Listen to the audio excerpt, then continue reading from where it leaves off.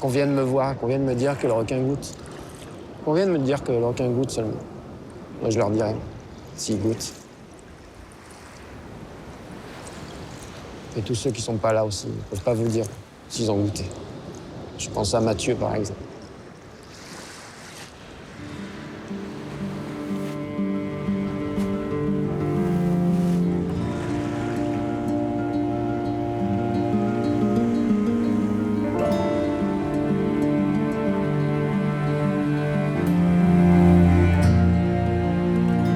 Je m'appelle Laurent Bouvier. Depuis plus de 10 ans, je suis journaliste à La Réunion, l'île intense. Mais maintenant, pour le monde entier, c'est l'île aux requins. Les requins, jusqu'à présent, en vivaient avec. Une attaque par an. Mais depuis 2 ans, le rythme s'est accéléré. 10 attaques, dont 5 mortelles, ont eu lieu sur les plages de la côte ouest, les plus fréquentées de La Réunion et jusqu'ici épargnées.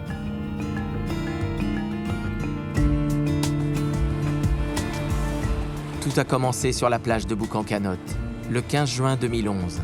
Eddie Aubert, jeune bodyboarder de 31 ans, est mort ici sur le spot de surf de Tiboucan. À 17h30, dernier à l'eau, Eddie allait prendre une dernière vague quand le requin l'a attaqué. Et puis à l'autre bout de la plage, 3 mois plus tard, Mathieu Schiller a surfé ici sa dernière vague. Ancien champion de France et moniteur de bodyboard, Mathieu Schiller était une figure du surf réunionnais. Malgré la proximité de la plage, on n'a jamais retrouvé son corps. Le soir de sa mort, les surfeurs font éclater leur colère contre les autorités. Commence alors un dialogue impossible entre politique et surfeurs. Les vieux réunionnais interdisaient à leurs enfants de mettre le pied là-dedans. Moi, je vis sur cette terre. Vous pouvez crier si vous voulez, c'est la vérité. Voilà. C'est quoi ça? Ça fait 20 ans que j'habite ici, on n'a jamais eu de problème. Ah, je vis ici depuis 60 ans. Et alors? C'est mon pays, la raison. C'est ici, vous savez ce qui se passe là? C'est mon pays, monsieur. C'est votre pays, vous n'y connaissez rien. En 30 ans, on n'a jamais eu une attaque sur la côte ouest. On n'a jamais eu une attaque en 30 ans. On en a 5 attaques en 4 mois et on vient nous dire que c'est notre problème à nous. Ah, il y a quand même quelque chose qui n'est pas normal derrière toutes ces attaques. C'est pas possible, on peut pas... Enfin, certains invoquent simplement le hasard, la loi du hasard. Moi, j'y crois pas. Je pense qu'il s'est passé quelque chose. Il y a forcément une explication rationnelle à tout ça. Après qu'elle soit simple, ça m'étonnerait. Mais il doit y avoir une explication. Voilà, on peut pas s'en remettre au hasard. Ça me paraît un peu léger de dire ça. Voilà, c'est pas qu'une histoire de probabilité. Si je veux comprendre, je dois mener ma propre enquête. Mais à ce moment précis où je commence, je ne me doute pas du terrible voyage qui m'attend. J'ai rendez-vous avec Vincent, maître nageur sauveteur à Boucan-Canotte. Il a été le témoin impuissant de la mort de son copain Mathieu. Peut-être a-t-il quelques éléments, un début de piste. Ce jour-là, les vagues étaient très belles. Moi, j'avais déjà surfé et lui, il était en train d'attendre. Il avait comme une petite hésitation quand même ce jour-là. Et puis, il est rentré.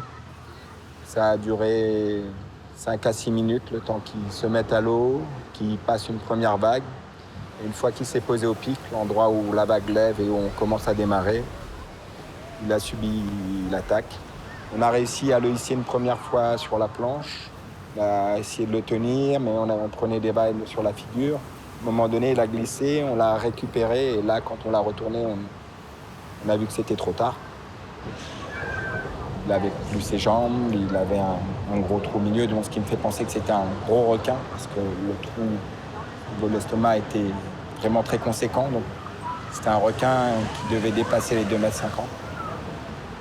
C'était un vrai massacre. Ils lui ont laissé, s'ils étaient plusieurs, mais d'après les témoignages, ils étaient 2. Donc ils lui ont laissé aucune chance.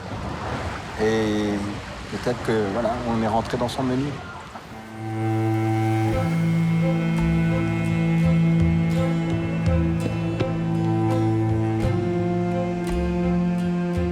L'attaque de Mathieu Schiller bascule La Réunion dans la psychose. Les plages sont désertées. La ville de Saint-Paul installe de fragiles et dérisoires filets de protection. On voit des requins partout. Sur les différents spots de l'Ouest, pas un jour sans un signalement. Bientôt, les plages de Saint-Paul sont interdites. Seul le lagon est autorisé. En pleine saison touristique, l'économie balnéaire est touchée. Les restaurateurs toussent, les clubs de surf boivent la tasse, les clubs de plongée sont boudés. La Réunion tout entière est confinée à terre. Dans ce climat de psychose, des requins juvéniles se payent même le luxe d'une virée dans les ravines au cœur des villes. Du jamais vu de mémoire de Réunionnais.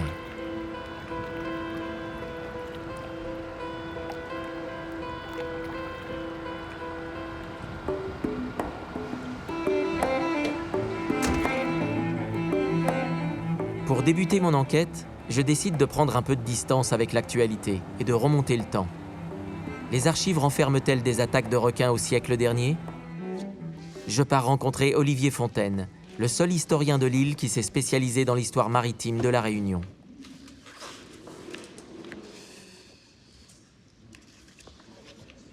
Donc 1770, pour moi, c'est la plus ancienne mention que j'ai trouvée d'un requin à La Réunion. Voilà. Le 21 juin 1770, le chirurgien, qui, examinant un noyé en baie de Saint-Paul, constate que je lui ai trouvé le bras droit de Manque, qui, je crois, lui avait été emporté par un requin. Alors, il s'agit de la noyade de Jean-Baptiste Le Goff, matelot du vaisseau Le Jason, en baie de Saint-Paul.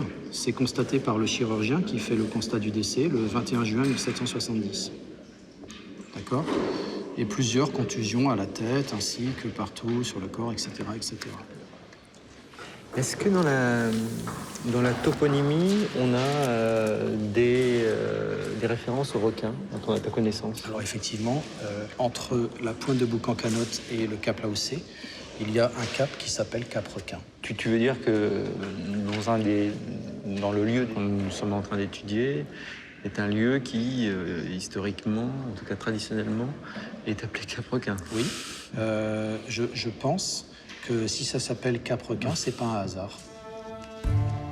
Je retourne sur le lieu de cette première attaque référencée il y a 243 ans en baie de Saint-Paul. À quelques brasses seulement de ce cap que les anciens appelaient Cap Requin. Saint-Paul est la deuxième ville de la Réunion. Elle est située à seulement 2 km de la plage de Boucan-Canotte, théâtre des dernières attaques mortelles. Elle est tout particulièrement montrée du doigt pour ses rejets polluants et sa ferme aquacole. Je pars à la rencontre des pêcheurs traditionnels, autre mémoire de la mer. La baie est leur jardin. 5 minutes? Hein? 25 minutes? Hein? Il y a une quinzaine, même plus, je dirais une quinzaine d'années. J'allais jouer au volley tous les samedis après-midi là-bas, à côté du club nautique, là-bas. Là. Un jour, la mer était comme ça, mais calme, calme, calme. Il y a un gars qui est arrivé avec une balle de tennis, c'est son chien. Il envoie la balle de tennis, le chien va prendre, allez, 2-3 fois, à un moment donné, le chien arrête là, et puis waouh, waouh, waouh, waouh. Je le jure, hein, un aileron comme ça, à 5 mètres du bord. Le requin tournait dans l'odeur du chien, là. On s'est dégalé, tout ça, il restait là, il tournait là. Depuis ce jour, j'ai plus mis les pieds. Avant, on piquait une tête, après avoir joué au volant, on piquait une tête dans la mer. Mais maintenant, fini. Hein. Moi, je suis sûr qu'ils viennent près de la côte. Sûr et certain. Parce que nous, on chope des requins tigres à 2005, 3000 de la côte. Il y a plein de merde qui ramassent ceux-là, hein. Des filets, des boîtes, des cheveux. Les coiffeurs jettent les trucs dans la mer, toutes les saloperies dans la mer. Et le requin passe. Il a bouffé ça au large? Non, je pense pas. Et la ferme aquacole, vous y croyez? Ben oui, ça attire le requin. Parce qu'au départ, quand ils ont mis ça, il y avait énormément de bulldogs, là. Que des bulldogs. Pas autre que des bulldogs. Et puis ça, il y a plein de merde, de débris, des poissons chient, et ça fait un tas de trucs. Ils donnent des rabateaux, ça fait quand même... ça pollue le fond de la mer. Donc, les requins, c'est des requins qui vivent dans des trucs sales, qui viennent là pour bouffer. Hein. Des requins tigres et des requins bulldogs qui se rapprochent de la côte. Une ferme aquacole montrée du doigt, enfin des débuts de piste. L'actualité me rattrape, la série noire continue, et on bascule carrément dans le remake des Dents de la Mer. Un kayakiste lancé en pleine vitesse s'est fait charger par un requin. L'embarcation s'est brisée en deux et a coulé. Mais quel animal est capable d'une telle violence? Cette fois-ci, impossible de mettre en avant l'imprudence des surfeurs pour expliquer l'attaque. Jean-Pierre Castellani s'en est tiré vivant. Il a vu son agresseur. Il est temps de dresser le portrait robot de notre serial killer. Tu l'as vu? J'ai jamais vu les langues. J'ai vu que sa couleur de peau, ça je me rappelle très bien, gris bleuté, luisant, et les petits yeux, ça je me rappelle très bien, avec le nez carré, quoi. Ouais, ça je me rappellerai toute ma vie, c'est une image que... voilà, quoi. Ouais. Enfin, ça se décrit pas, je crois, hein. C'est difficile, on réalise pas très bien, mais ça se décrit pas. Des fois, il m'arrive d'endormir mal la nuit, ou j'y pense, quoi. Je sais à quoi j'ai échappé, hein, de toute manière. Voilà. Jean-Pierre accepte de repartir en mer pour m'expliquer comment le requin l'a attaqué. Je sais que c'est un moment difficile pour lui. Tu as vu juste en fait, t'as vu quoi? Juste sa gueule? Ah ouais, c'est clair. Bah là, il a glissé le flotteur. Il y avait un peu de houle, alors le flotteur était bien enfoncé, ce qui lui a permis de glisser. Il a glissé, hein, comme sur une planche. Et il est arrivé direct et il a mordu ici. L'impact était là, quoi. Il a mordu directement ici. Voilà, quoi. Et toi, t'as vu une gueule? Ah ouais, on l'a vu. Bah, j'ai vu le dos, j'ai vu la gueule, et puis voilà, il s'est repris à 2 fois au niveau de la tête. J'ai vu 2 mouvements de tête. Il s'est acharné, tu vois. Et à ce moment-là, j'ai armé la pagaie, et je suis dans un mouvement, tapé. C'était facile parce qu'il était juste à portée. Et là, il a fait un mouvement très violent sur la gauche, il est reparti, il est descendu, et c'est à ce moment-là que le flotteur est remonté et que j'ai chaviré de l'autre côté. Je me suis surpris à me dire non, je veux pas mourir, pas moi, quoi.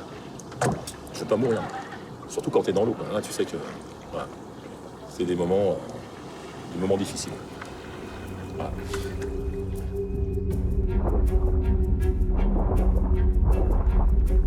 L'attaque d'une embarcation est un fait très rare dans le monde, la plupart du temps attribué au requin-tigre.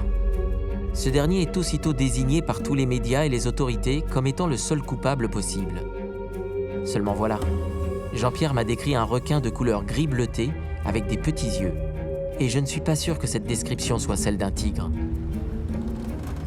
Il faut que je recoupe son témoignage avec celui de la personne qui l'a sauvé, Patrick Durville. D'autant que Patrick connaît bien la mer. Il est biologiste marin à l'aquarium de La Réunion. Il s'est mis à hurler « Requin, requin, requin !» Et on a vite compris, on voyait qu'il y avait des débris de bateaux autour de lui. Donc là, on a accéléré, on l'a véritablement abordé. Lui, il a fait une culbute dans le bateau très rapide, quoi. Et puis il s'est retrouvé au fond du bateau à 4 pattes, dans une sorte de colère et de nervosité. Et il criait je suis vivant, les gars, je suis vivant, putain, je suis vivant. » Et le lendemain, j'ai trouvé dans les journaux que le gars pêchait, alors que c'était pas vrai, qu'il était dans la réserve, alors que c'était pas vrai, qu'il s'était fait attaquer par un requin-tigre, alors que c'était pas vrai. Et là, la rumeur est partie, et depuis, tout le monde croit que ce gars-là a fait exprès de se faire attaquer par un requin. Sur l'espèce, par exemple, je suis persuadé que ce n'était pas un tigre. J'en suis formel. J'ai vu la taille de la mâchoire sur le bateau. C'est une mâchoire de requin qui n'était pas très grande. Pour en avoir disséqué juste quelques jours avant, je peux dire que c'était un requin qui devait faire entre 2,30 m, 2,40 m, 2,50 m maximum, qui a attaqué le bateau. Un tigre de 2,40 m, 2,50 m, c'est un jeune tigre qui a de grosses rayures bien marquées. Il les aurait forcément vues, ces rayures. Donc je suis persuadé que ce n'était pas un requin-tigre.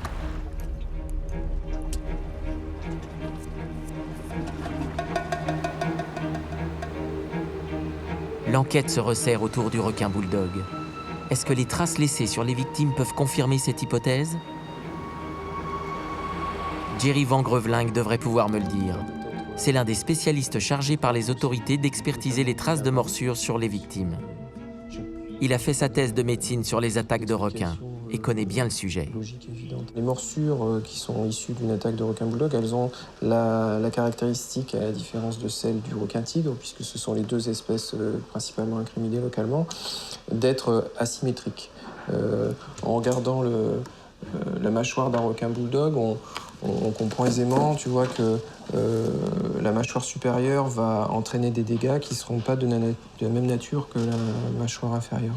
La mâchoire supérieure, elle est pourvue de dents triangulaires, finement crénelées, très puissantes, qui vont laisser donc sur la victime ou sur la planche de cercle une ligne de section continue, comme ce qu'on peut observer sur cette photo, alors que les dents de la mâchoire inférieure sont peu tranchantes et assez espacées, ce qui fait qu'on va retrouver une ligne en arc de cercle espacée de perforation et de lacération, ce qui révèle avec une largeur de morsure telle la signature ou l'implication d'un requin bulldog.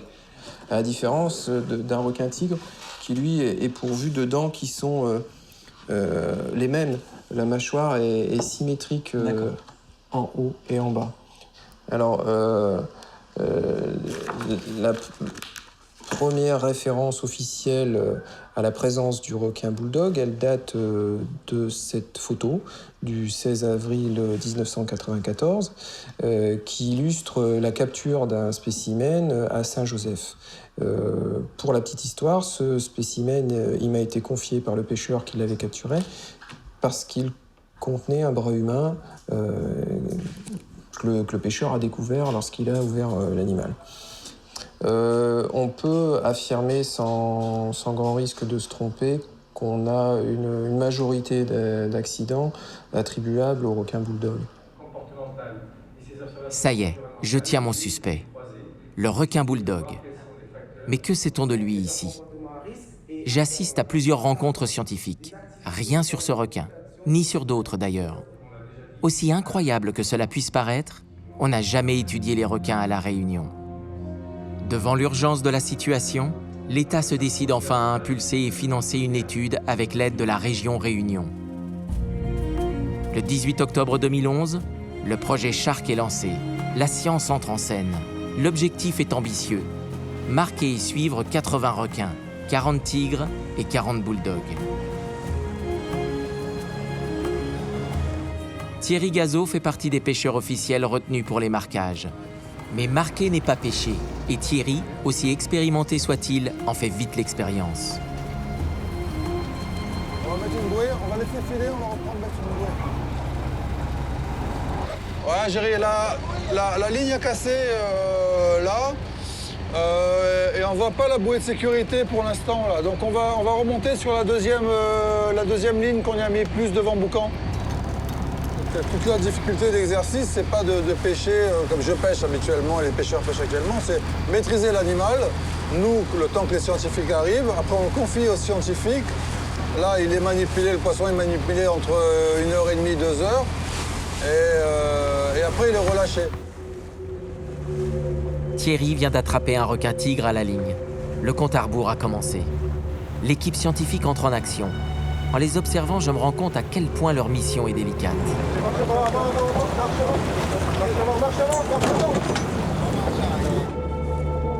Un requin pris à l'hameçon meurt asphyxié très rapidement, car il ne peut plus nager pour oxygéner ses branchies. Les scientifiques doivent donc faire vite pour lui insérer l'émetteur.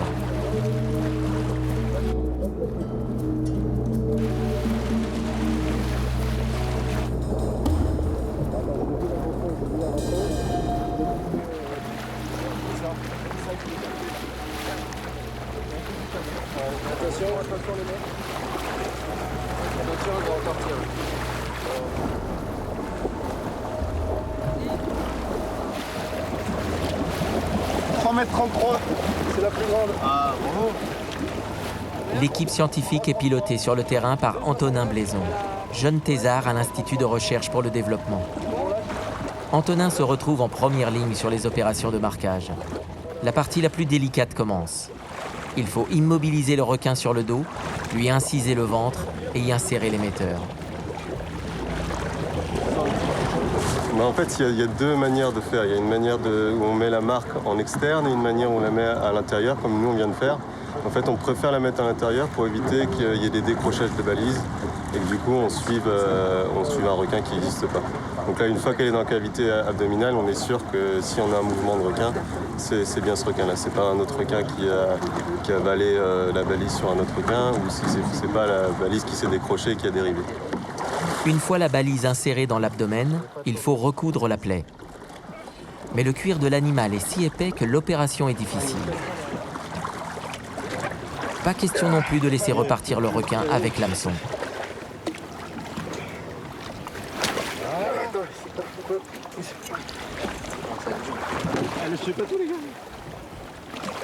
Voilà. Donc on lui a enlevé, il repart indemne, il va cicatriser assez rapidement. Il repart pas avec ça dans la gueule. Faut enlever tout droit. Ah c'est bon, il part. Il part là. Cette femelle tigre de près de 400 kilos repart complètement sonnée dans le Grand Bleu, loin de se douter qu'elle est maintenant sous surveillance. La balise qu'elle transporte émettra pendant environ 2 ans, jusqu'à épuisement de la batterie.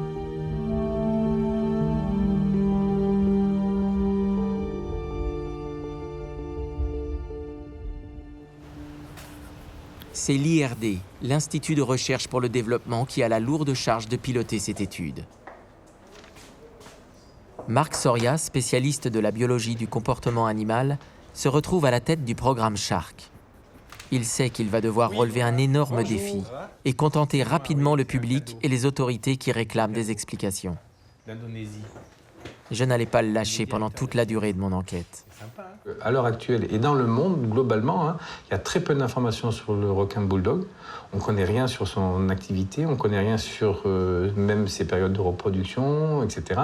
Et sur le requin tigre, on connaît quelques informations. Donc l'idée au départ, c'était établir un point zéro des connaissances sur l'écologie et la biologie de ces requins, bulldogs et tigres, dans leur milieu naturel, et notamment à La Réunion.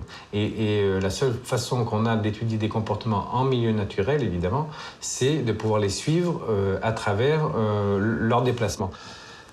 Ça donne des informations sur le comportement d'exploration, sur le comportement de repos, sur le comportement de chasse, sur les comportements de reproduction parfois, si on peut arriver à trouver par exemple 2 femelles ou 2 femelles et un mâle en même temps, des choses comme ça. Dorénavant, toute la côte ouest de La Réunion est sous étroite surveillance. En moins de 2 mois, 44 récepteurs vont être installés sur les 50 km de côte balnéaire.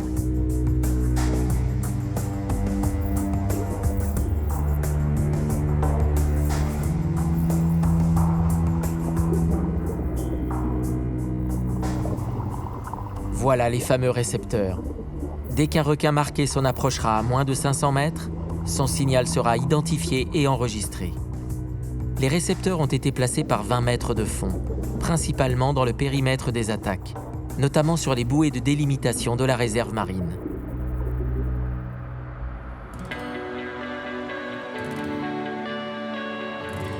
En attendant les premiers relevés de données, je décide d'enquêter sur ces fameuses cages aquacoles de la baie de Saint-Paul, qui attireraient les bulldogs à la côte.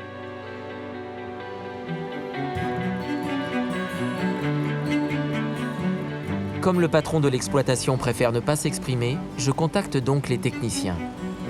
Ce sont les boucs émissaires de la crise requin. Ils sont traités d'assassins. Ils n'arrivent plus à vendre leurs poissons et la survie de leur entreprise est engagée. Quand je les rencontre, ils ne savent pas encore que le tribunal de commerce mettra fin à leur activité dans quelques mois. Pascal Paris et son équipe m'invitent à bord. C'est la première fois qu'ils s'expriment sur le sujet. Sur le chemin, Pascal souhaite s'arrêter devant l'embouchure de l'étang Saint-Paul, plus grande réserve d'eau douce de La Réunion, et qui se jette dans la baie. Donc là, ce qu'on voit ici, là, c'est le surplus de l'étang Saint-Paul qui se déverse dans la baie. Ça nous amène en fait à des arrivages massifs d'eau douce dans la baie de Saint-Paul. Et ça contribue à créer le biotope de prédilection du requin bulldog qui, lui, adore venir justement jouer dans ces eaux à faible salinité. Donc, pour nous, qui travaillons depuis des années dans la baie de Saint-Paul, on peut réellement associer en fait, ces arrivées d'eau douce avec la présence de requins bulldog. Il y a 2 phénomènes qui se passent. Ça lui permet de se déparasiter et il y a ce qu'on appelle aussi l'osmorégulation. C'est-à-dire que les femelles, en fin de gestation, vont dépenser moins d'énergie à évoluer dans une eau à faible salinité que dans une eau où il n'y aurait pas d'eau douce. Je découvre enfin les fameuses cages incriminées. Comment ne pas penser que la nage frénétique de ces milliers de poissons n'attire pas les requins? Pour ma part, je travaille ici depuis 2003, donc sur ce site. Et depuis 2003, j'ai vu régulièrement des requins bulldogs de passage, ici, sous les cages.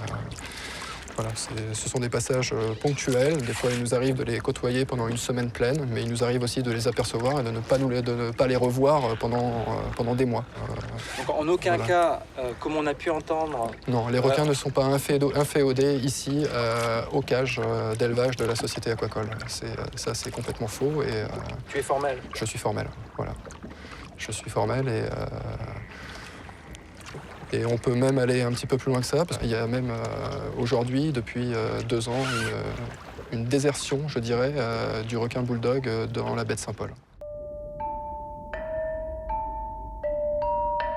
En plongeant sous les cages et en découvrant cette oasis de vie au milieu de la baie, on se pose tout de même des questions. Comment croire que les requins bulldogs ne soient pas attirés par ce garde-manger et auraient déserté l'endroit? Pour en avoir le cœur net, les scientifiques de l'IRD décident de mettre les cages sous surveillance. Une caméra est immergée pendant 1 mois par 30 mètres de profondeur. Posée à 3 mètres au-dessus du fond sur un trépied pour éviter la forte turbidité de l'eau, elle filmera toute la journée les allées et venues des visiteurs. La caméra est connectée à un ordinateur en surface qui enregistrera les images. On saura enfin si les requins fréquentent encore le lieu. Pascal Chabanet, biologiste marin, est chargé avec une équipe réduite de la surveillance des cages pendant 1 mois. Alors c'est sûr que le requin bulldog, qui est quand même la principale espèce incriminée dans les attaques qu'on a à La Réunion à l'heure actuelle, c'est une espèce qui est très peu connue, qui est très peu étudiée. Moi, ça fait 20 ans que je plonge à La Réunion, j'ai jamais vu de requin bulldog. C'est des requins qui vivent a priori près du fond, qui sont timides, peureux, qu'on voit pas. Donc voilà, du coup, c'est très difficile de les étudier. Et c'est pour ça que moi, je pense qu'à travers la vidéo, essayer d'enlever la présence de l'homme pour les observer avec la caméra, ça, pour moi, c'est l'idéal. Le programme Shark a commencé depuis 1 mois. Et si le marquage des requins tigres avance rapidement, aucun bulldog n'a encore mordu à l'hameçon. Où sont-elles, ces prétendues hordes de requins infestant nos eaux? Pour débloquer la situation, la Fédération française de plongée sous-marine fait venir Fred Buil, spécialiste du marquage des requins en apnée. Contrairement aux plongeurs en bouteille dont les bulles effraient les requins, les apnéistes peuvent s'approcher au plus près des squales. Influencés par la rumeur, les plongeurs en apnée se concentrent naturellement sous les cages de la baie de Saint-Paul.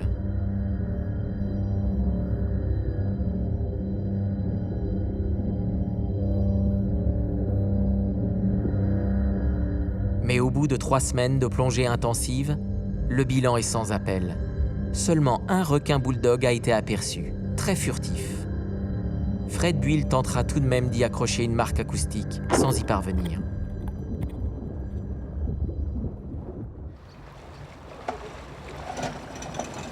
Guy Gazot, un des plus anciens plongeurs et chasseurs sous-marins de La Réunion, décide alors d'emmener Fred Buil explorer la zone de Saint-Gilles-les-Bains, à quelques brasses seulement du lieu de la première attaque, là où un surfeur en vacances y a laissé sa jambe.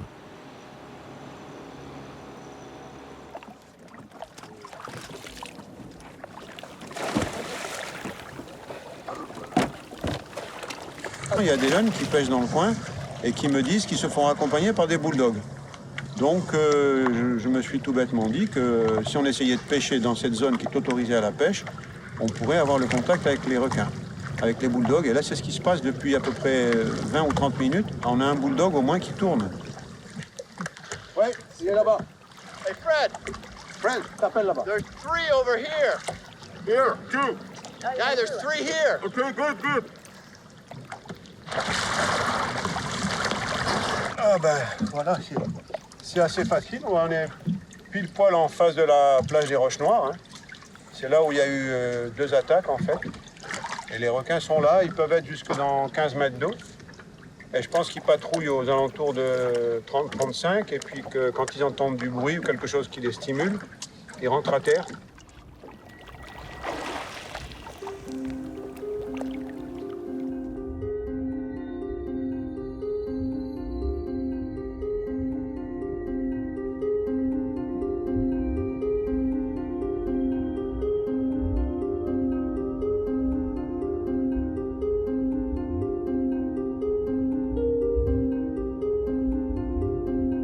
l'intuition de Guy Gazot était la bonne.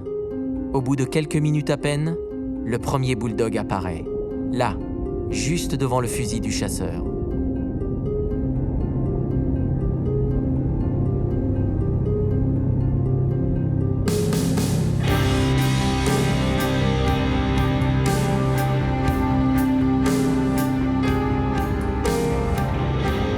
Ces premières images révèlent un animal puissant et extrêmement prudent, qui nage en frôlant de quelques centimètres le fond de l'eau, ce qui le rend invisible et donc redoutable.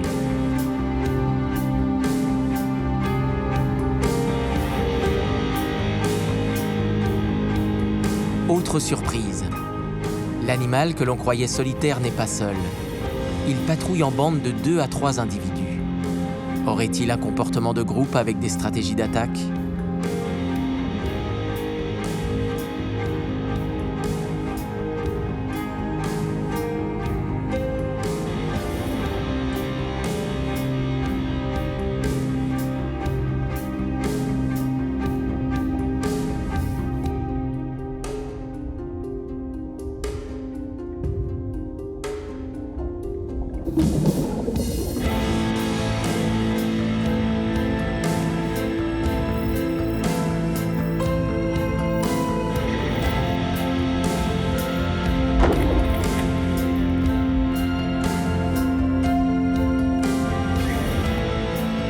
Malheureusement, la marque acoustique ne tiendra pas. Le cuir de l'animal est si épais que la pointe de la flèche n'a pas pénétré. Pour autant, cette plongée est une réussite.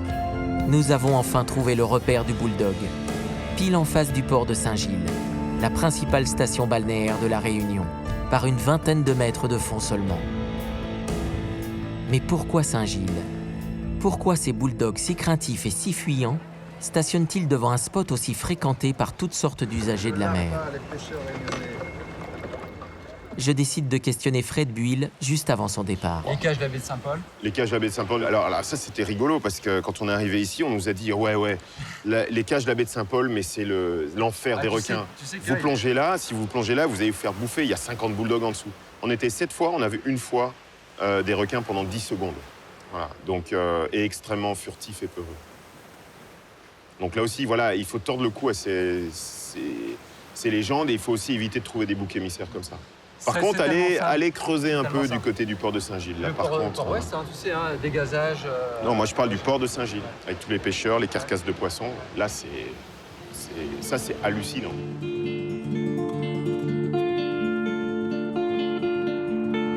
Il est temps d'aller regarder d'un peu plus près ce port de Saint-Gilles. Il y a 25 ans, ici, il n'y avait rien. Maintenant, le nombre de bateaux de pêche a explosé et les fameux déchets sont bien là.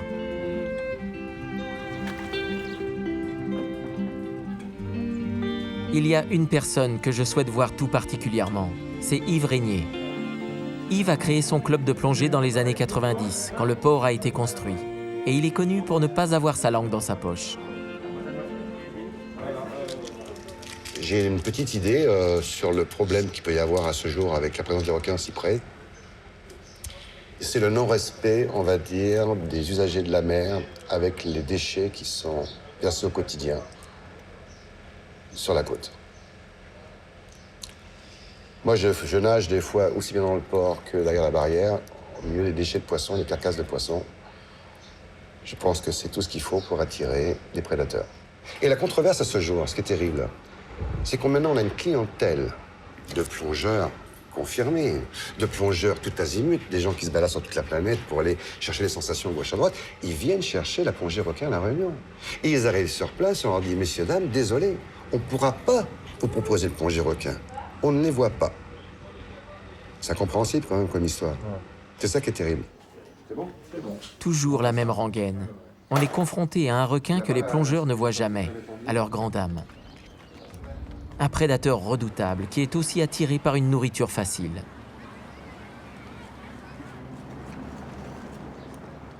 Je manque d'éléments sur le comportement alimentaire de ce requin. L'aquarium de La Réunion abrite un petit bulldog. Patrick Durville a sûrement des connaissances sur son comportement. Le tout petit qui est à côté du gros nourrice, là. Voilà, regarde comme il mange, là. Voilà. Il mange uniquement au fond. C'est un petit requin bulldog qui avait été attrapé dans les filets des pêcheurs en baie de Saint-Paul. Et on a réussi à le soigner et le mettre ici dans le grand bac. Maintenant, il est présenté au public. Et voilà, il a bien mangé le bulldog, c'est super. Donc ça fait maintenant 6 ans qu'on présente des requins bulldog à l'aquarium. Et effectivement, on a des données sur les comportements, sur sa façon de nager, sa façon de se nourrir. Et là, c'est vraiment la particularité de ce requin par rapport aux autres qu'on a eu avant, c'est qu'il ne fonctionne pas avec ses yeux. S'il y a un morceau de poisson qui lui tombe devant le nez, il va pas foncer dessus, il passera à côté, il va le sentir avec ses capteurs, il va retourner sur lui-même, il va chercher. On voit bien qu'il cherche avec son nez, avec son museau, et c'est comme ça qu'il va réussir à l'attraper. Voilà une information essentielle pour comprendre le comportement de ce prédateur. Le requin bulldog chasse principalement à l'odorat et en utilisant ses capteurs sensoriels situés tout autour de sa gueule. Ces outils de détection ont une telle efficacité qu'il n'a pas besoin de voir sa proie avant de l'attaquer, ce qui fait de lui un prédateur parfaitement adapté aux eaux troubles. Ces 2 requins bulldogs ont réussi à détecter des proies invisibles, dissimulées dans le sable. Et quand le bulldog a détecté sa proie, impossible de lui échapper.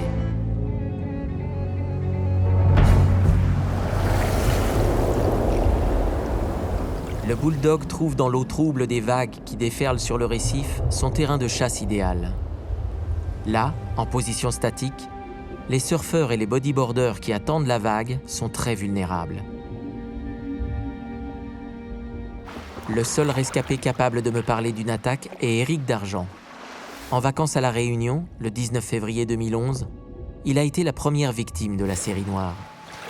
Il habite dans le sud de la France. Il a accepté de revenir sur cet épisode dramatique. Ça s'est produit à un moment donné où j'étais assis sur ma planche.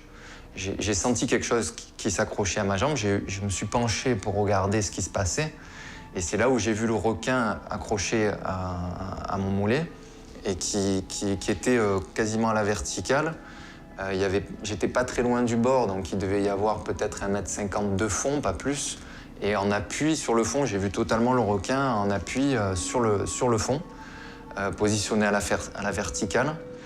J'ai senti une petite douleur, mais pas très importante. C'est assez vif, mais on n'imagine pas de la façon dont elle est déjà arrachée.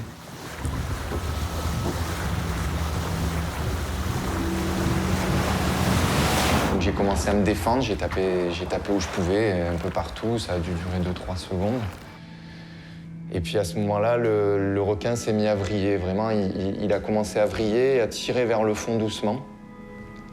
Et là, très rapidement, ça a lâché en fait. Vraiment, j'ai senti comme s'il me libérait, comme s'il lâchait prise. Et au départ, j'ai vraiment pensé que c'était bon, quoi. Le témoignage d'Éric Dargent m'interpelle. Un requin qui vrille tout en tirant vers le fond, c'est un comportement de chasse. La faim pousserait-elle les requins bulldogs à modifier leur comportement et à attaquer les surfeurs?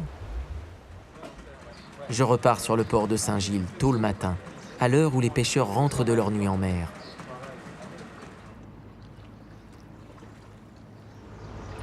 Deux, 3 années là. 2-3 ans. Poisson il bec plus. Poisson il bec plus. Avant, tu sais pas, bon, je sais pas moi, une demi-nuit, on gagne 25-30 kilos de poisson. Et là, une nuit, là, ce soir, aujourd'hui, combien de kilos? Bon, enfin, un ton. Un ton, on passe un peu de zappa. Et puis, ça passe le ton, un ton. Encore, heureusement, encore, il y a eu un ton. Sinon, ça, rien. Vous voyez? Et on met dans l'eau beaucoup. On met dans l'eau beaucoup. Parce que quand nous voit l'argent pour nous gagner, dessous, on a beaucoup de poissons. On n'arrive pas à pêcher. On ne pêche pas, mais dès qu'on a un poisson, dès qu'on a un poisson à la ligne, il connaît, il frappe tout de suite. Des fois, il monte la tête, il vient le museau, là, la gueule sur l'hameçon. Ah oui. Il ne mange pas arrête, lui. Il doit toute la queue. Ah oui, il arrête la tête là. Bon, depuis 3-4 ans, ces petits pêcheurs côtiers ne ramènent plus grand-chose. Mais qu'en est-il de ceux qui pêchent plus au large? Je rencontre Fernand Léon, le plus ancien pêcheur de Saint-Gilles, habitué, lui, à partir sur les DCP, ces récifs artificiels qui attirent les poissons pélagiques. Un rapprochement, parce qu'au DCP, à l'époque, on a installé les DCP, qui remontent à très longtemps, c'était plein de pélagiques tout autour des DCP, dans n'importe quel DCP. Et c'était rare dans la journée que dans un DCP, on n'attrapait pas un requin. Là, maintenant, les DCP sont plus ou moins vides, c'est rare, le poisson s'est raréfié. Donc, il se rapproche de la côte. Ça manque de poissons, donc il se rapproche, hein, il cherche. On en vient toujours à cette affaire de la fin chasse le loup du bois, il est chassé, il vient. Fernand est catégorique. Les requins ont faim et viennent à la côte. Avant de quitter le port, un autre pêcheur va me donner une information essentielle. Et donne-moi un petit coup de main, s'il vous plaît. Et sinon, d'habitude...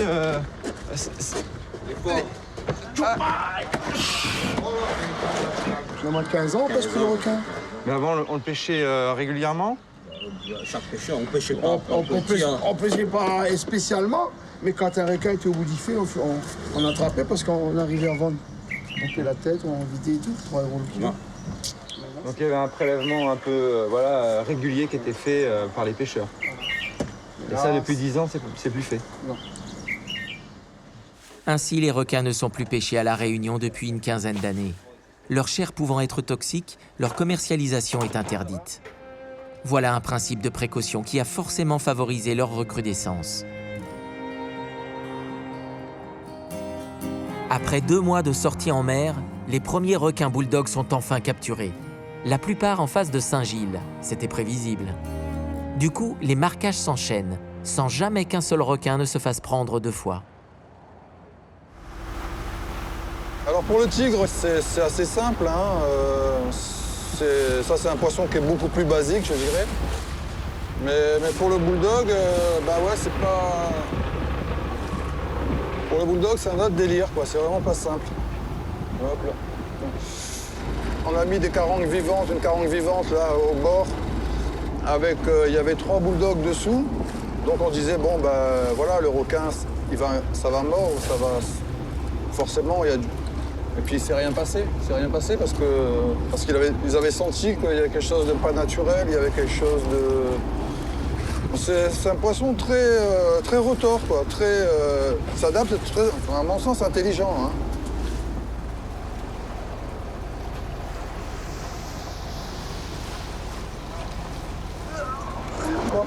Les appâts, les gros appâts sont bouffés par les requins. Et les hameçons, non. Là, il y a des hameçons, ça ne mord pas. Ils sont malins, hein. C'est bien mou, c'est vicieux.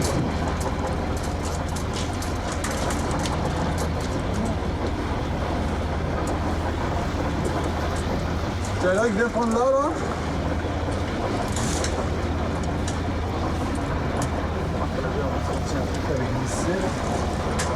On s'est fait manger une grosse caronne, on s'est fait manger de lapin, on s'est fait...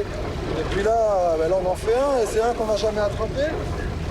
C'est un joli, hein, c'est pas loin de 3 mètres. Hein. Non, super, bien, c'est bien. C'est bien, il va arriver là-bas au marqueur, regarde comment, hop, il va direct au marqueur. Voilà.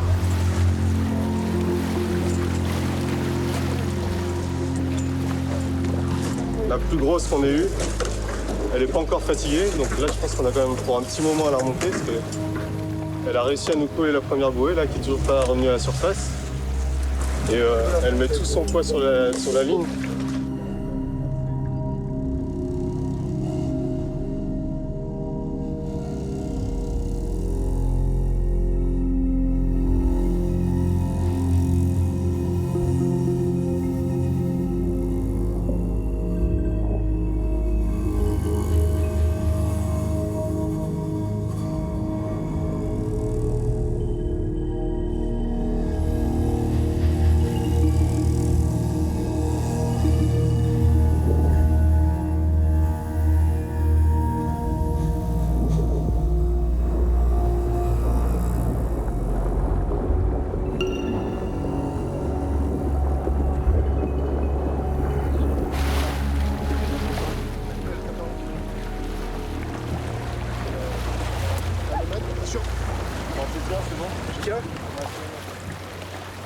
Voici donc un des premiers requins bulldog à faire surface.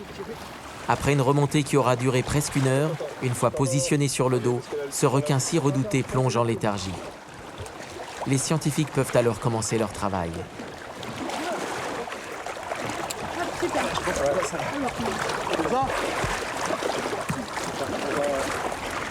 Voilà, on peut le remesurer. On va le mesurer. Tu dis quand t'es prêt. Attends, mais ça passe.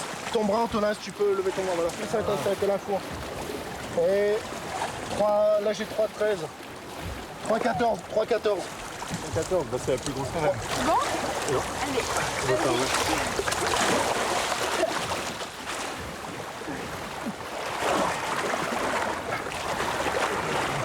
C'est percé. On vient de l'inciser là. On met la V16. Le numéro c'est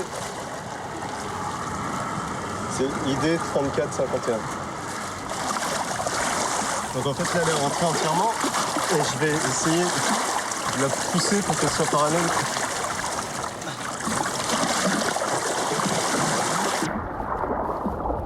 Bon. c'est bon, 1, 2, 3.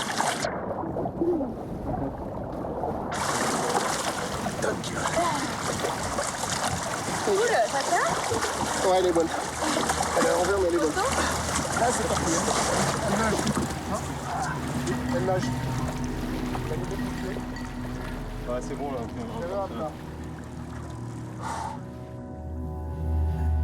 Cette femelle bulldog, immatriculée 3451, sera surnommée Estelle par les scientifiques. Au moment où elle tombe, pratiquement inerte dans les profondeurs de l'océan, on peut se demander si elle survivra à son opération.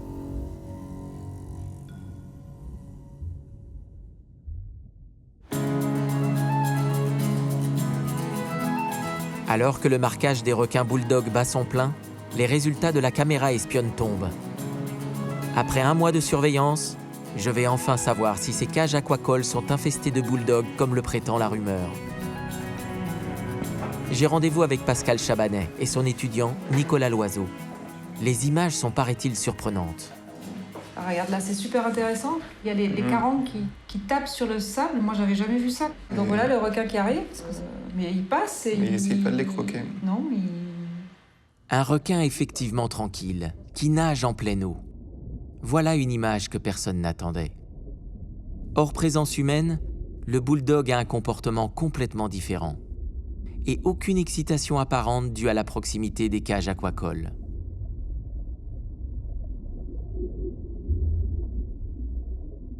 Facile à reconnaître celui-là. Nicolas a dépouillé 175 heures d'images. De ce travail de fourmi, il a répertorié 218 passages de requins bulldog, ce qui à première vue paraît très important. Mais grâce à la photo-identification, il s'est aperçu que ces 218 passages correspondaient à seulement 8 individus. 8 individus qui passent occasionnellement sous les cages aquacoles. Mais quelles relations peuvent bien entretenir ces requins avec les cages? Au départ, on s'est posé la question, est-ce que c'était lié au nourrissage des cages? Et en fait, ça ne correspond pas du tout aux heures où les gars qui travaillent sur la cage aquacole nourrissent leurs poissons. Et puis surtout, on ne les voit pas sur les images, puisqu'on arrive à coupler l'heure où ils donnent à manger aux poissons avec nos images. Ces cages, en fait, sont des... Pour moi, c'est des zones de passage. Et c'est sûr qu'ils sont attirés par ce dispositif qui est dans l'eau. Donc, ce récif, on peut dire que c'est un récif artificiel. Mais à l'heure actuelle, on ne peut absolument pas dire que c'est à cause des cages aquacoles qu'il y a des requins bulldog en baie de Saint-Paul. Ce qui est important à garder en mémoire, c'est qu'on est dans une zone où naturellement il y a des bulldogs. Il est clair que les cages aquacoles ne sont pas ce lieu de concentration de requins bulldog que tout le monde décrit. Il n'en reste pas moins que les cages jouent pleinement le rôle de récif artificiel, où toute la chaîne alimentaire se concentre. La caméra espionne le prouve avec des séquences incroyables, où requins bulldog, carangues et raies pastenagues se côtoient naturellement. Une cohabitation dont aucun plongeur n'a jamais été témoin à La Réunion.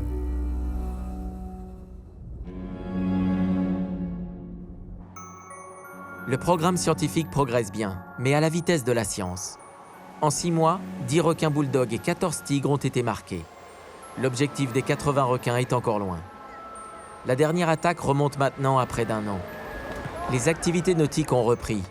Des systèmes de surveillance avec des vigies et des apnéistes ont été mis en place à des horaires fixes sur certains spots de surf. Ce système de surveillance semblait le mieux adapté à la situation. Mais voilà, le 23 juillet 2012 à 16h15, sur le spot de surf de Trois-Bassins, le plus populaire de toute la Réunion, là où aucun accident n'avait jamais eu lieu, Alexandre Rassiga, un jeune surfeur de 23 ans, est attaqué dans 2 mètres d'eau.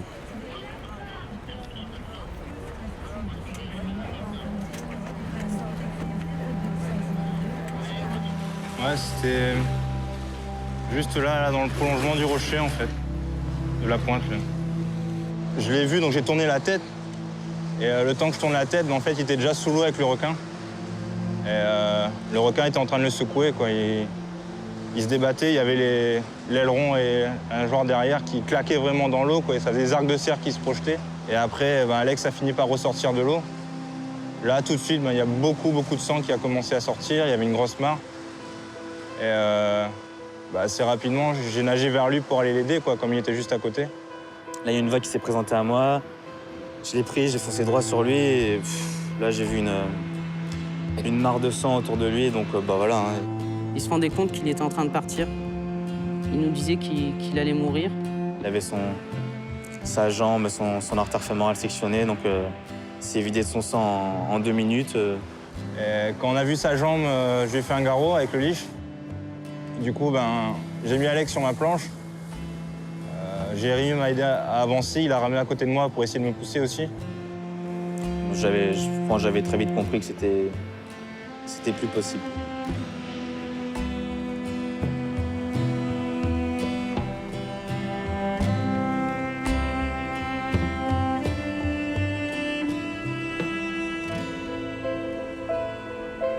Alexandre, comme nombre de ses camarades, a continué à surfer malgré le risque requin.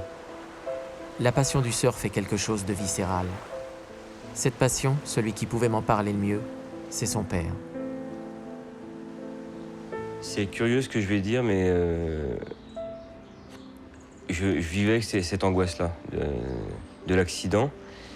Et quand j'ai eu l'appel, j'ai eu une espèce de réaction, j'ai dit ça y est, c'est arrivé. Mais comme si il y avait l'épée qui est au-dessus de nos têtes depuis des années, que ça y est, elle s'est décrochée et est tombée sur nous. Il a dû commencer vers 15 ans. Je vais presque qualifier ça de drogue. Lui, il en était à ce niveau-là, quoi. Il pouvait ressentir le manque de surf. Et je pense qu'il y en a d'autres dans son cas. Il nous a même dit une fois, lui, si un jour il veut partir, c'est comme ça. Pour nous, on vit ça, c'est atroce, mais c'était sa vie, quoi. On peut en vouloir à quelqu'un de nous abandonner, mais c'est pas ce qu'il a fait. C'est pas lui qui a choisi cette mort-là, il l'a pas choisi. On va pas lui en vouloir. Ça serait... ouais, c'est dégueulasse, tu nous as laissé. Non.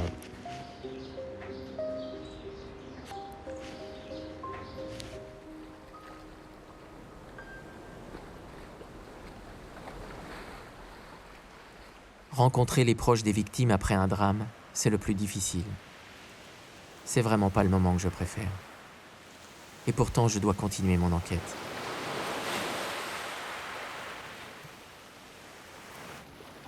La question que tout le monde se pose, y avait-il un requin marqué présent dans la zone au moment de l'attaque?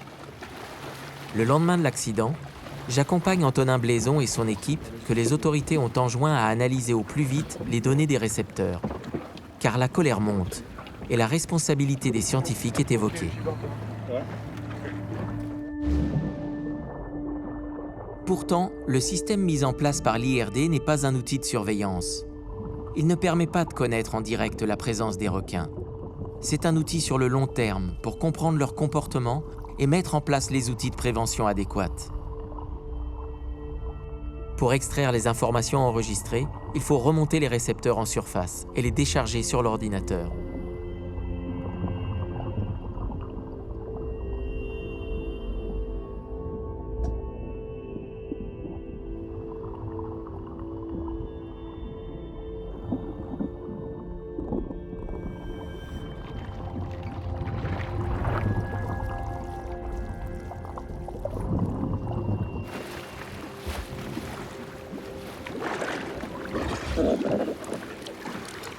la balise?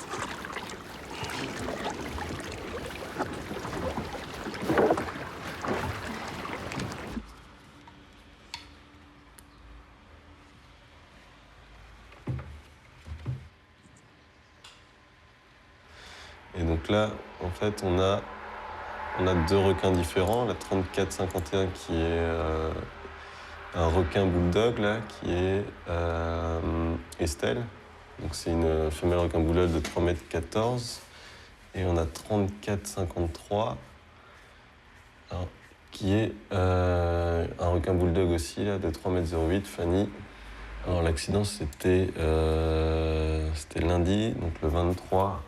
Le 23, il n'y a que 4 détections et c'est à 5 h du matin. L'attaque d'Alexandre, là, elle a eu lieu à 16h30, donc a priori, il n'y avait pas de requin marqué dans la zone au moment de l'attaque. Donc c'est plus des passages que vraiment des lieux de résidence, quoi. Estelle est cette femelle de 3,14 m dont j'avais assisté au marquage le 10 février, en face du port de Saint-Gilles. Elle était présente sur zone quelques heures avant l'attaque avec une autre femelle, Fanny, ayant à peu près la même taille. Détail qui me paraît troublant, cette femelle a été pêchée et marquée le même jour qu'Estelle par les scientifiques. Cela confirmerait que ces 2 femelles se déplacent ensemble, se rapprochent de la côte et côtoient de très près les spots de surf. Le mythe de requin serial killer me trotte dans la tête. Je retourne voir Marc Soria, le patron de Shark. L'hypothèse du requin déviant ou blessé? Oui, c'est possible aussi qu'il y ait 2-3 requins qui sont déviants. Mais bon, c'est vrai que c'est une hypothèse forte. Hein. Ça veut dire quoi, un requin déviant? Un requin qui ne secoue, un comportement anormal qui fait qu'il va attaquer systématiquement les surfeurs alors que d'habitude, il ne les attaque jamais. Maintenant, ce qui est difficile à dire, c'est est-ce que ça suffit à expliquer les attaques? Et l'idée qu'on a, c'est de se dire que dans un écosystème dégradé, dans un écosystème qui fonctionne mal, il peut y avoir un ensemble de déséquilibres qui ont été créés par la dégradation de cet écosystème-là et qui a fait qu'à un moment donné, ils se sont rapprochés davantage de la côte, ils se sont retrouvés en densité beaucoup plus forte que celle qu'il devrait y avoir normalement. Ils sont en détresse alimentaire, c'est-à-dire qu'ils ont moins à manger. Et ils cherchent davantage, donc ils exportent davantage, ils chassent davantage, et surtout, comme ils sont opportunistes, ils sont capables d'aller chercher d'autres proies qu'ils ne trouveraient plus avant. Et donc, du coup, ils se retrouvent aussi en détresse alimentaire, et donc avec une agressivité plus forte. Des requins à la côte, une agressivité plus forte et une eau turbide, voilà des explications plus vraisemblables que celles de la thèse du requin déviant. Surtout que la dégradation de l'écosystème dont parle Marc Soria est, elle, aisément vérifiable.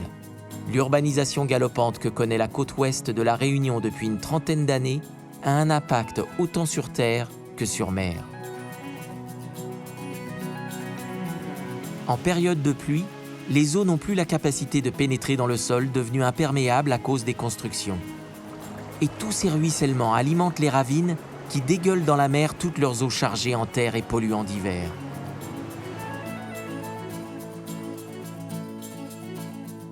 Les stations d'épuration, qui se sont multipliées en bordure de la côte, déversent au quotidien leurs eaux traitées directement à la mer. Tous ces apports en eau douce, parfois turbide, créent le biotope de prédilection du requin bulldog. C'est dans ce contexte qu'a été mis en place la réserve marine pour protéger le récif corallien. Une réserve marine de plus en plus controversée.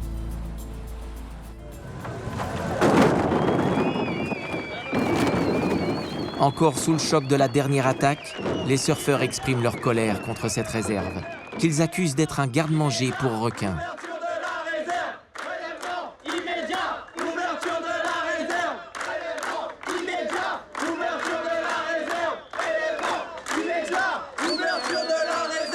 Maintenant, on nous laisse rien faire à Saint-Gilles parce qu'il y a cette réserve.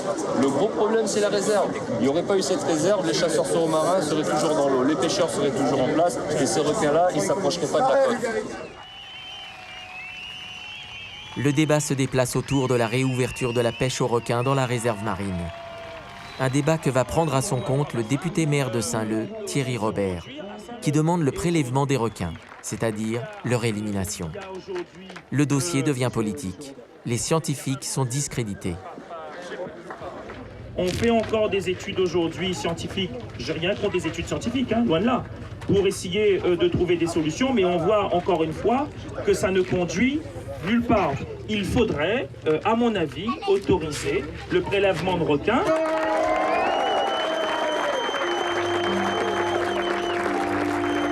On est en train de regarder les contours, on est en train de regarder les contours juridiques de tout cela. Et on va très rapidement faire quelque chose à ce sujet. Il est temps que j'enquête auprès de cette réserve marine si controversée, qui s'étend sur près de 40 km le long du récif corallien. J'accompagne l'équipe scientifique dans la réserve dite intégrale, là où depuis 6 ans, toute activité humaine est interdite. Les scientifiques eux-mêmes n'y sont pas retournés depuis 1 an. Ça fait 20 ans que je fais des suivis sur les récifs. J'espère qu'il y a eu, depuis 1 an ou 2, un peu plus une restauration de l'écosystème. Et les biomasses sont très faibles. Je veux dire, les biomasses sur les récifs, c'est entre 20 et 40 grammes par mètre carré de poissons, de proies vivantes de poissons, quoi. Et si on prend un exemple extrême aux îles Éparses, tu as, on va dire, entre 300 et 400 grammes de biomasse par mètre carré. Donc ça veut dire, quand tu plonges ici, et quand tu vas faire une mission et que tu plonges aux îles Éparses, là-bas tu vois 10 fois plus de poissons. Jusqu'à 25 fois plus de poissons sur des sites comme Europa, où on a carrément presque 1 kilo de biomasse par mètre carré. Mais qu'il faut arrêter de fantasmer sur les biomasses de poissons qu'on trouve sous l'eau, quoi. Enfin, il faut plonger, il faut aller observer ce qui se passe sous l'eau avant de parler de l'effet réserve qui attire les requins, quoi. Enfin, c'est du bon sens aussi, hein, ça.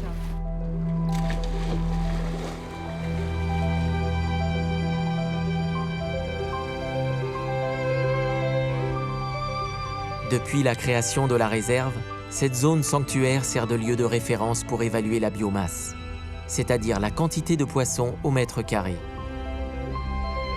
Les scientifiques déroulent un décamètre sur le fond et répertorient toutes les espèces et les tailles de poissons visibles de part et d'autre de cette ligne appelée transsecte.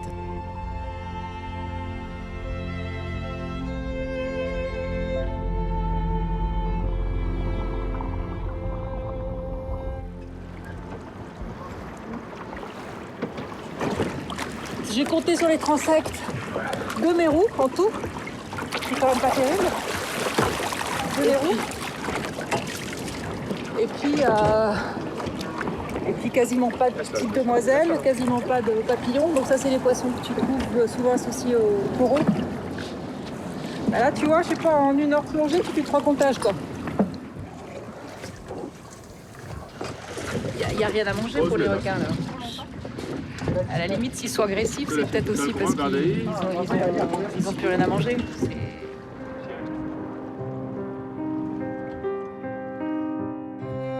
Au premier abord, l'exubérance de vie qu'on a l'habitude de voir sur un récif corallien en bonne santé n'est pas là.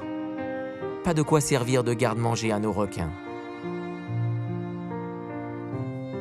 Reste l'hypothèse des plus grosses proies, les tortues et les baleines. Depuis quelques années, on constate la présence croissante de ces animaux marins emblématiques, qui avaient pratiquement disparu des eaux réunionnaises.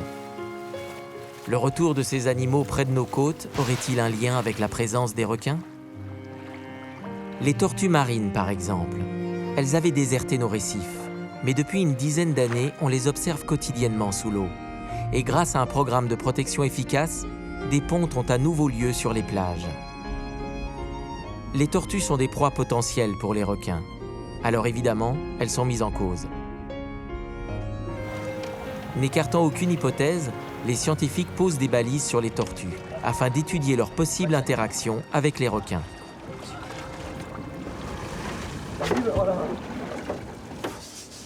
Jérôme Bourgeat de l'Ifremer et Stéphane Sissionne du Centre d'études des tortues marines de La Réunion pilotent l'opération. Ils émettent déjà de sérieux doutes sur la responsabilité des tortues.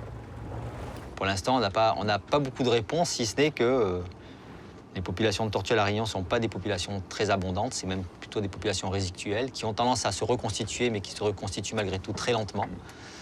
Et donc, ça me paraît quand même difficile d'expliquer la recrudescence des attaques de requins par l'augmentation du nombre de tortues dans les eaux réunionnaises. Bon, moi, j'y crois pas du tout non plus, hein, au fait que c'est l'augmentation des tortues qui ont changé le comportement des requins. C'est mon opinion personnelle, hein, je pense que c'est impossible. On verrait forcément des tortues échouées sur les plages comme on voit dans les éparses. On aurait des retours des plongeurs, de tortues amputées. Mais bon, ça reste quand même fondamental d'essayer d'avoir des éléments pour le dire, quoi.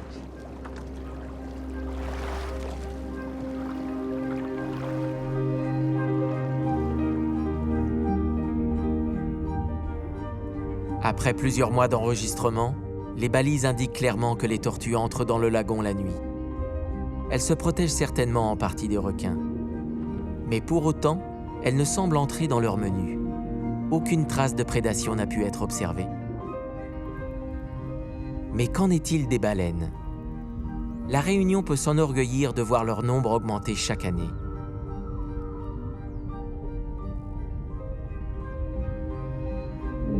Les baleines viennent ici se reproduire et mettre bas. Étrangement, là où on les observe le plus, c'est du côté de Saint-Gilles, le repère à bulldogs. Y aurait-il un lien de cause à effet? Les bulldogs seraient-ils attirés par les jeunes baleineaux et les placentas rejetés par les mères à leur naissance? J'ai cherché des témoignages de plongeurs qui auraient vu des requins en présence des baleines. Je n'ai réussi à recueillir qu'un seul témoignage, celui de Guillaume Boyer, photographe sous-marin. Après une session de photos, en se retournant, il constate qu'il est suivi par un bulldog. La suite, il me la raconte sur le bateau. Je me suis quand même senti, entre guillemets, menacé parce que je voyais qu'il me suivait, c'est pas un requin que tu croises et qui s'écarte à ton passage. Tu vois, c'est moi qui me suis aperçu qu'il me suivait et j'ai eu un peu l'impression d'être traqué, même si j'étais pas directement en danger, puisqu'il était quand même relativement loin, 8-10 mètres, c'était quand même... je sais pas, peut-être, je suis pas scientifique, après il y a pas mal d'hypothèses, j'ai entendu sur les placentas, sur les mises-bas des baleines. J'ai déjà vu des morsures de baleineaux, on voit des traces des fois de traces de morsures, hein, ça peut être que, je pense, des requins ou des petits requins, souvent c'est sur les baleineaux des petites blessures, mais... Difficile de conclure quoi que ce soit de cette rencontre. Impossible aussi de mettre tout l'océan sous surveillance.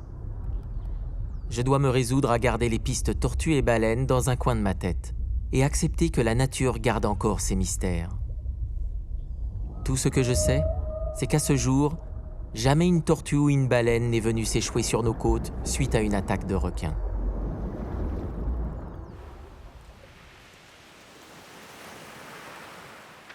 Il est temps de mettre un peu d'ordre dans tout ça.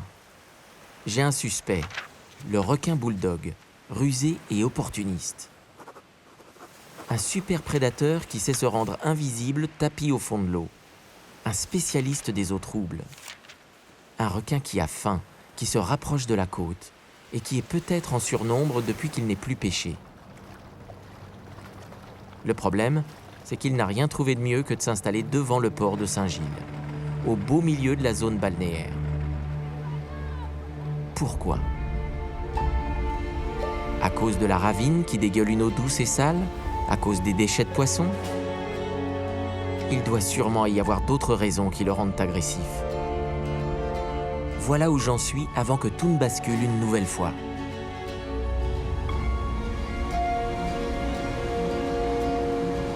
J'étais avec des amis sur le bord. On regardait les surfeurs parce que c'était assez joli, il y avait une bonne houle. Je me suis dit, bah tiens, c'est vraiment joli, donc je vais sortir mon appareil et je vais les prendre en photo parce que c'est beau, quoi. Et là, j'ai vu un surfeur qui ramait. Subitement, il a été aspiré dans l'eau, la planche, elle a volé en l'air. Et là, je me suis dit, c'est pas normal. Et immédiatement, il y a une vague qui a déferlé à ce moment-là. Immédiatement, la vague était complètement toute rouge. Donc, il ramait qu'avec un bras, on le voyait bien. Et il s'est fait tout doucement porter à plat ventre sur sa planche jusqu'au bord. Voilà.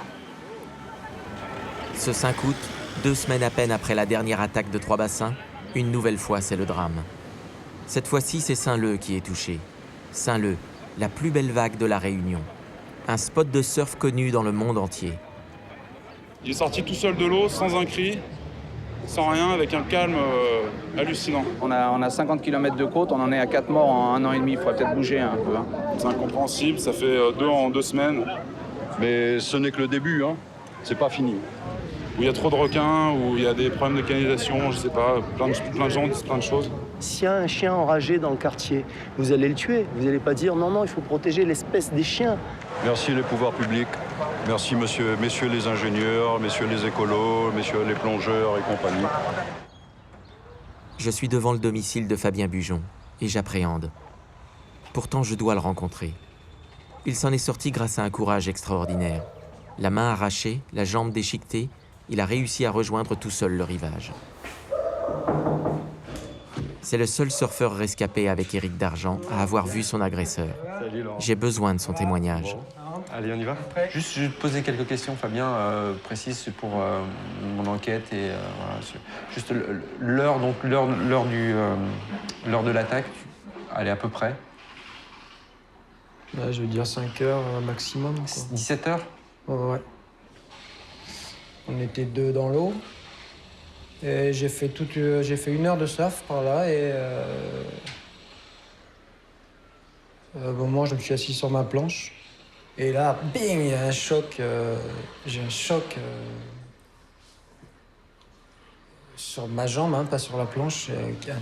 Quelque chose de gris qui me prend la jambe et là, quand je regarde et que je vois ce qui se passe, je vois que c'est un requin parce que je vois son œil et tout. Il était gris foncé, un peu marron et blanc dessous. Je dis bon, celui-là c'est un bulldog. Et je vois qu'il me chope la jambe et qu'il m'entraîne un petit peu au fond. J'ai vu sa mâchoire me manger la jambe, me rogner la jambe comme ça. Et après, je me suis dit qu'il fallait que je lui prenne les flancs et essayer de lui choper les branchies. Et à un moment, j'ai tiré sur quelque chose et tout de suite, il m'a lâché. Et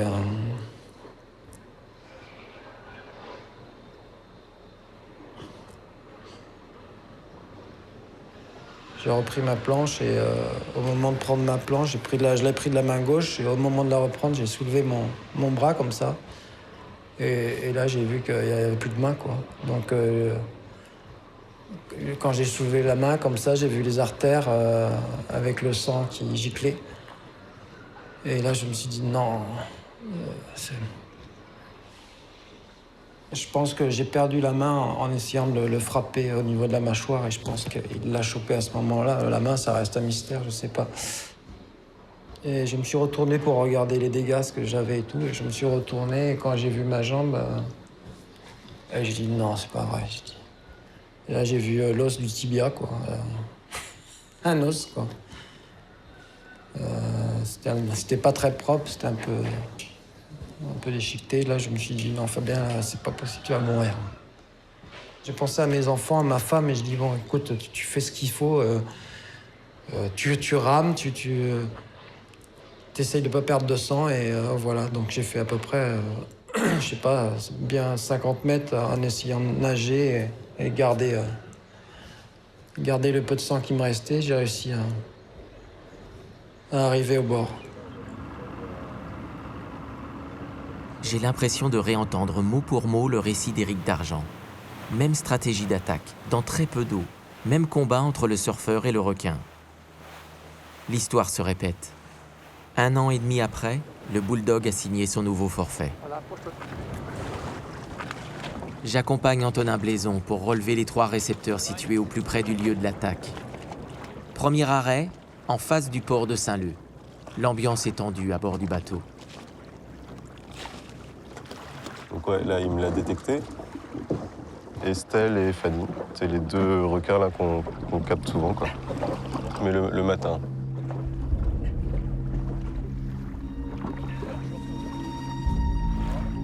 Encore elle. Estelle et Fanny ont bien croisé dans la zone le matin de l'attaque. L'équipe se déplace maintenant sur la station d'écoute, située sur le spot de surf, là où a eu lieu l'accident.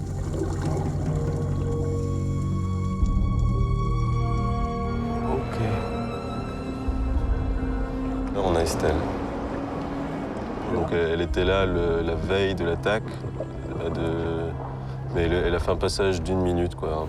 Une seule petite minute de détection la veille de l'attaque qui innocente Estelle. Mais ces données sont insuffisantes. On ne sait toujours pas ce qui s'est passé ce jour-là. Antonin s'obstine et il continue la traque. Il relève la balise sur le spot de surf de la Tortue, à 300 mètres au nord du spot de Saint-Leu. Et là, les données parlent. En fait, on a 449 détections, donc qui en soi n'est pas énorme du tout. Sauf que quand on regarde d'un peu plus près, donc déjà ça concerne qu'un requin, et qu'il y a un requin qui normalement a l'habitude de beaucoup bouger, à faire des passages de 6-7 minutes à chaque fois qu'il traverse un champ de réception. Et là, à un moment donné, donc le 26 juillet jusqu'au 28, voire début 29, il va rester 3 jours au même endroit pratiquement. Donc, ce qui pourrait être une des explications pourquoi ce requin-là il s'est fixé pendant 3 jours à cet endroit-là, c'est qu'il a été attiré par. Il aurait pu être attiré par des pêcheurs. Après, c'est une des explications possibles, une hypothèse. Quand on visualise le déplacement d'Estelle sur la semaine, de récepteur en récepteur, on constate bien que c'est un requin très actif, qui se déplace beaucoup. Mais à partir du 26 juillet, sans que l'on sache pourquoi, elle décide de se fixer 3 jours dans le rayon de détection de 500 mètres du récepteur du spot de surf de la Tortue. Forcément, cette femelle a été attirée par quelque chose.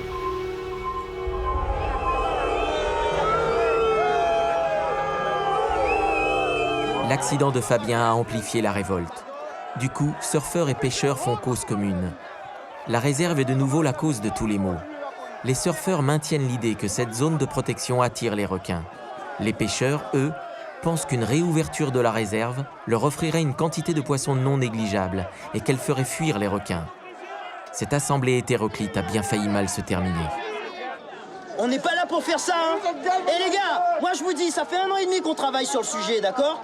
On n'est pas là pour faire ça. Merci, bravo! Assassin! Avec nos sous! Devant cette montée des revendications, l'État essaye de trouver une porte de sortie. Une pêche de 20 requins est lancée, 10 bulldogs et 10 tigres. L'État veut prouver que les requins ne sont pas porteurs de toxines, afin de réautoriser sa commercialisation. Un prétexte scientifique bricolé à la hâte, car à vrai dire, ce prélèvement est surtout un moyen pour calmer la population.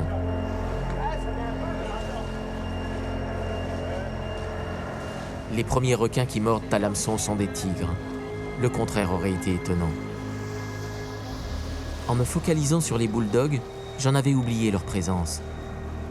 Il serait surprenant que les requins-tigres ne jouent aucun rôle dans cette histoire.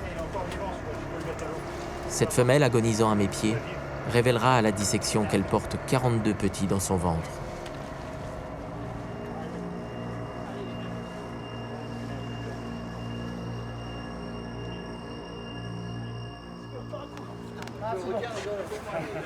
Allez, c'est bon. Un petit coup, les gars. Traînez jusqu'au machin. Fais-le tomber.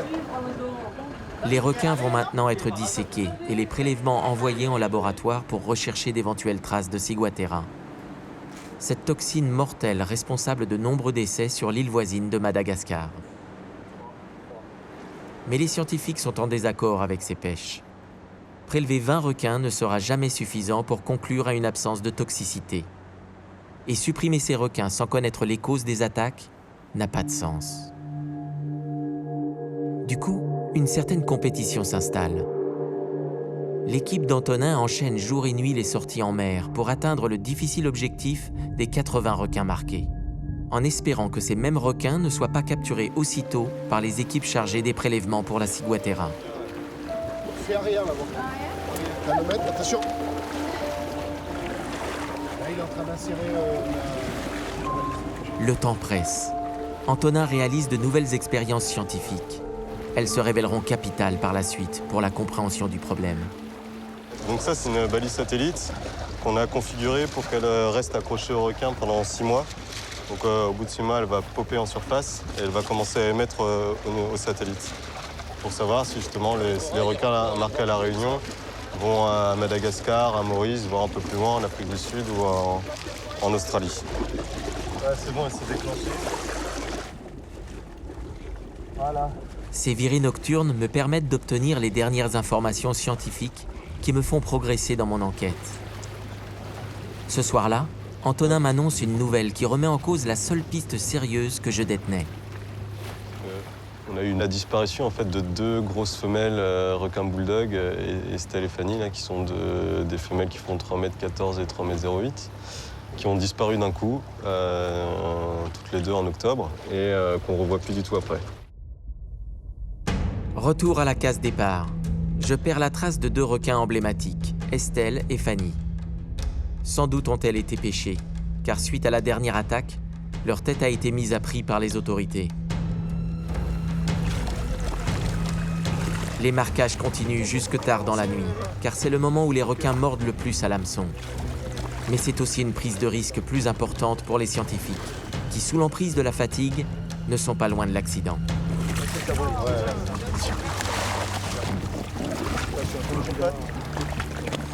Oh la vache. En dessous. Ok. Non mais essaye pas de lui enlever parce qu'il est mort. Hein. Oh la vache. Ouais, bah récupérez-nous par là parce qu'il y a le requin là, qui a mordu l'avant du bateau et il y a tout le boudin à l'avant là qui est crevé. Donc on l'a libéré et puis du coup il faut nous aider quoi. Ouais, bah c'est bien mordu Eric, hein. T'as un rond comme ça, entièrement découpé. C'est bien un coup de mâchoire, ouais. On a senti. C'est une belle ouverture.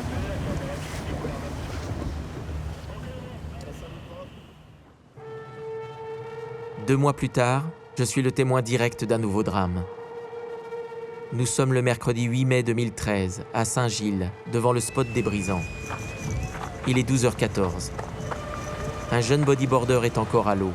Il est le dernier quand un requin l'attaque. La bulle de sang, si souvent décrite par les témoins, se répand instantanément dans la vague.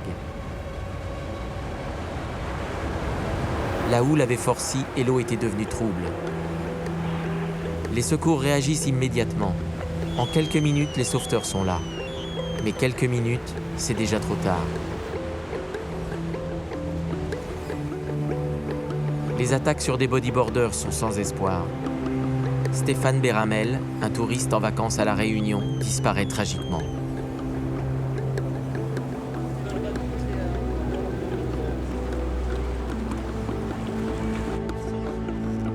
Immédiatement après l'attaque, Antonin Blaison relève la balise.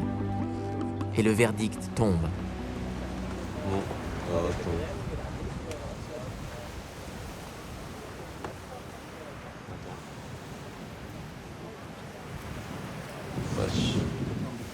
C'est Estelle. Estelle est de retour. Le 8 mai 2013, le jour de l'attaque, à 10h06 heure locale, le matricule d'Estelle 3451 est enregistré sur la balise des Roches Noires, située à 750 mètres du lieu du drame. Mais au moment de l'attaque, à 12h14, elle est absente. Et comme par hasard, Estelle n'est pas seule. Il y a aussi Fanny, qui est un autre requin bulldog de 3,08 m. Par contre, ce qui est étonnant, c'est que au moins ces 2 requins-là, les 2 requins bulldog de 3,14 m et 3,08 m, ils avaient pratiquement disparu du réseau de détection entre octobre 2012 et avril 2013. Et là, ils reviennent donc sur la période d'hiver et ils sont de nouveau beaucoup détectés, quoi. Alors qu'on les croyait disparus, Estelle et Fanny sont de retour après 7 mois d'absence. Il fallait enregistrer une saison complète de déplacement pour que les récepteurs livrent leurs secrets. Cette fois, les données sont là, implacables. À La Réunion, une partie des requins bulldogs sont saisonniers. Ils disparaissent en été et reviennent en hiver.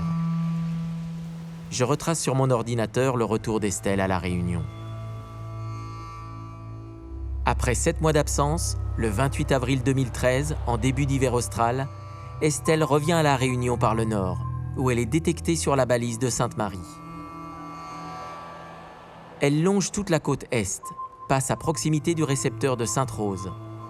Elle met le cap plein sud et longe toute la côte sauvage au pied du volcan.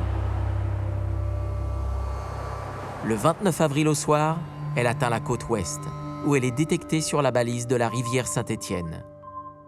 Elle commence une longue remontée, où elle sera enregistrée sur la plupart des récepteurs. Après avoir fait le tour de la Réunion, soit près de 200 km en 3 jours de navigation non-stop, elle atteint la zone de Saint-Gilles-les-Bains le 30 avril à 11 h. Et là, contre toute attente, elle s'y fixe pendant 9 jours. Pendant 9 jours, elle se déplace entre le port de Saint-Gilles et la plage de Bouc-en-Canotte, où elle fera de nombreux allers-retours, comme si elle était attirée par quelque chose. Et le 9e jour, le 8 mai 2013, c'est le jour du drame. Étrangement, Estelle sera présente toute la matinée sur le lieu de l'attaque. Mais à 11h12 précisément, elle disparaît du récepteur des Roches Noires. Et 2 minutes plus tard, elle se fixe sur un autre récepteur, situé à 1,5 km plus au large. À 12h14, heure précise de l'attaque, les données sont formelles. Estelle est absente. Ce qui est incroyable, c'est que le parcours de Fanny est identique. Après 7 mois d'absence, elle se rend directement sur la zone de Saint-Gilles et y reste 19 jours. Et au moment de l'attaque, elle aussi n'est pas là. Alors que s'est-il passé? Un document très rare vient m'apporter un élément de réponse. C'est une vidéo que m'a fait parvenir Thierry Gazot, le pêcheur du programme scientifique. Thierry a pêché un requin bulldog mâle de 2,50 m. Son ventre est couvert d'hématomes et son ptérygopode, son organe reproducteur, est encore rempli de sperme. Ce mâle vient de s'accoupler.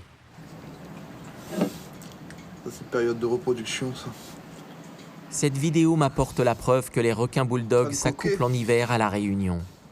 Et au vu de l'état de ce mâle, on comprend qu'en période de reproduction, ces requins peuvent être agressifs. Je pense avoir résolu mon enquête.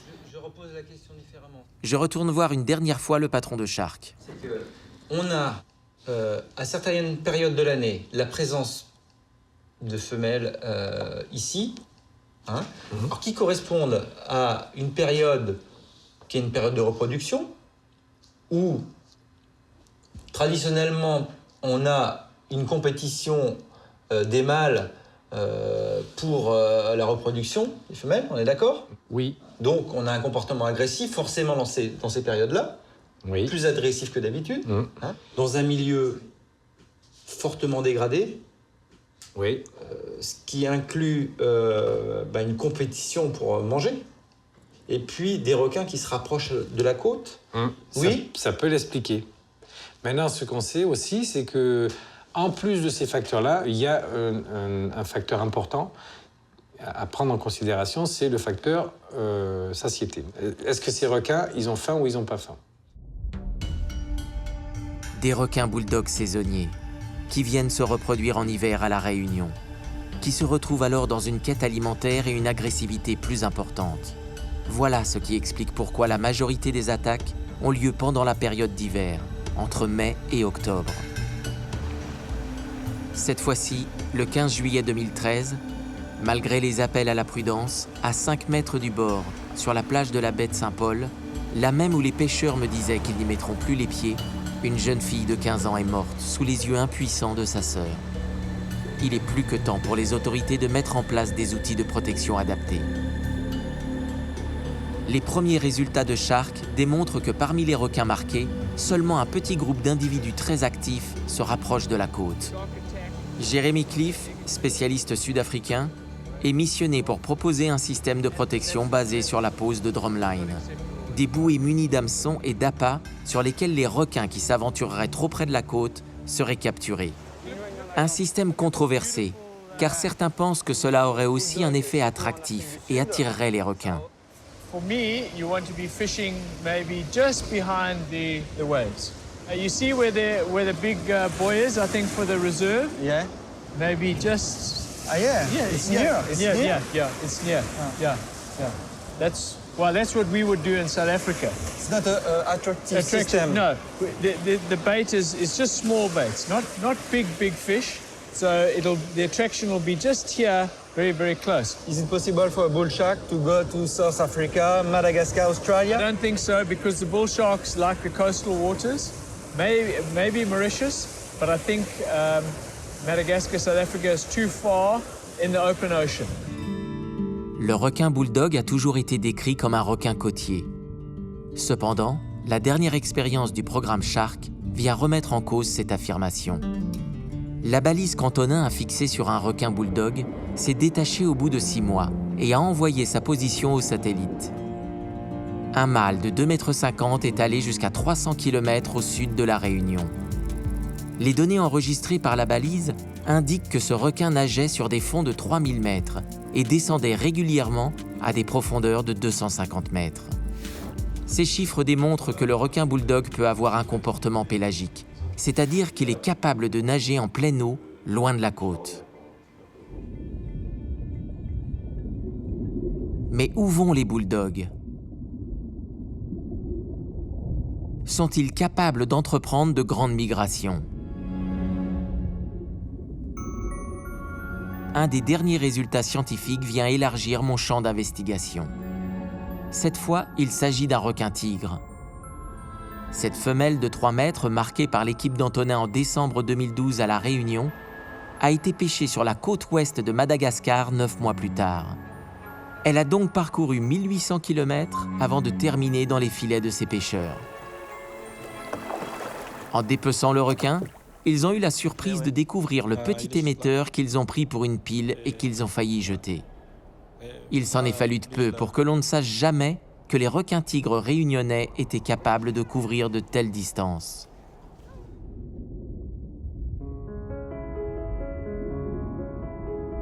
Tout comme les tigres, les bulldogs sont-ils capables de réaliser de grandes migrations pour venir se reproduire à La Réunion? Le bulldog n'a pas encore livré tous ses secrets. Je me rends compte du long chemin parcouru. Il y a 2 ans, on ne connaissait rien sur ce requin. Personne n'avait même encore réussi à l'observer dans les eaux réunionnaises. Mais cette enquête m'en a surtout appris davantage sur nous. Car toutes les pistes du requin bulldog mènent à l'homme. C'est bien l'homme qui a jeté les conditions de son enracinement très près de la côte. Chacune de ces attaques est une alerte, annonciatrice de bien d'autres drames, si l'homme ne fait pas la paix avec son environnement marin. En relisant toutes mes notes, je pense à ce poème de Charles Baudelaire, « L'homme et la mer », qu'il a écrit à l'île de la Réunion en 1841. Le poète était alors visionnaire. « Vous êtes tous les deux ténébreux et discrets. Homme, nul n'a sondé le fond de tes abîmes. Ô mer, nul ne connaît tes richesses intimes, tant vous êtes jaloux de garder vos secrets. Et cependant voilà des siècles innombrables que vous vous combattez sans pitié ni remords, tellement vous aimez le carnage et la mort. Ô lutteurs éternels, ô frères implacables. »